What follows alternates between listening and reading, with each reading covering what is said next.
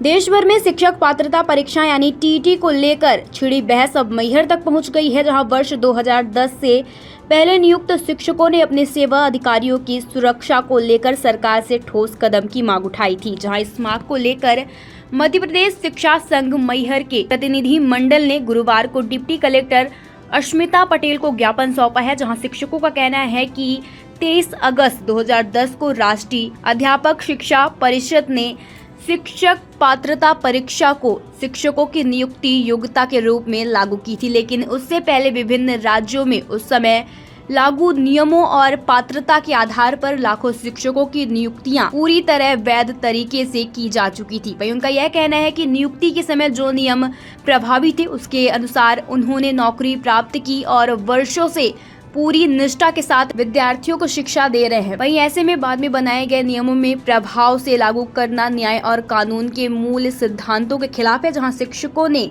हाल ही में 29 मई 2026 को सर्वोच्च न्यायालय द्वारा दिए गए फैसले का भी उल्लंघन किया है और कहा है कि इन निर्णय के बाद वर्ष 2010 से पहले नियुक्त शिक्षकों के भविष्य, सेवा अधिकार, वरिष्ठता, पदोन्नति और अन्य सुविधाओं को लेकर सामंजस्य की स्थिति बनाई है। जहां इसी कारण से हजारों शिक्षक मानसिक तनाव और असुरक्षा महसूस कर रहे हैं। जहां ज्ञापन में उन्होंने मांग की है कि 23 अगस्त 2010 से पहले नियुक्त सभी शिक्षकों को टीईटी की अनिवार्यता से स्थायी रूप से मुक्त किया जाए और उनकी सेवा, वरिष्ठता, वेतनमान तथा अन्य सभी सेवा लाभों का पूर्ण संरक्षण सुनिश्चित किया जाए। वहीं उनका यह भी कहना है कि यदि इसके लिए आवश्यकता हो तो संसद में विशेष कानून या संशोधन लाकर इस विषय का स्थायी समाधान किया जाए। यहाँ शिक्षकों ने केंद्र सरकार से यह मांग की है कि सभी राज्यों और केंद्र शासित प्रदेश के स्पष्ट दिशा निर्देश दिए जाएं ताकि पूरे देश में एक साथ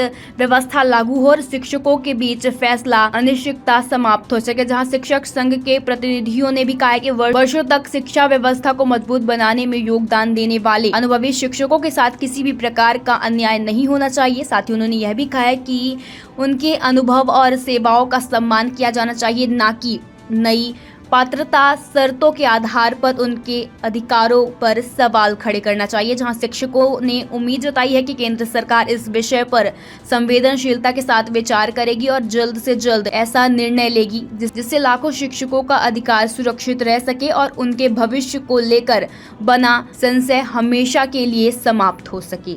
मैहर से प्रवीण गौतम की रिपोर्ट। को लेकर आज आप लोग यहाँ हैं, क्या मांगे?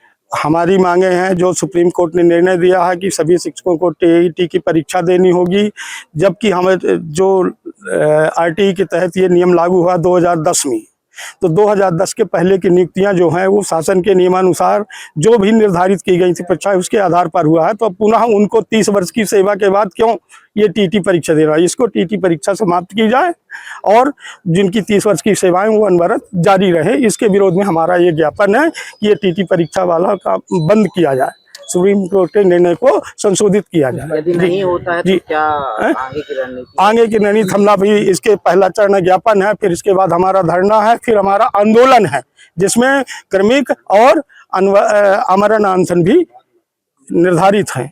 ये हमारी सतत प्रक्रिया चलती रहेगी यदि हमारी सरकार बात नहीं सुनती है तो।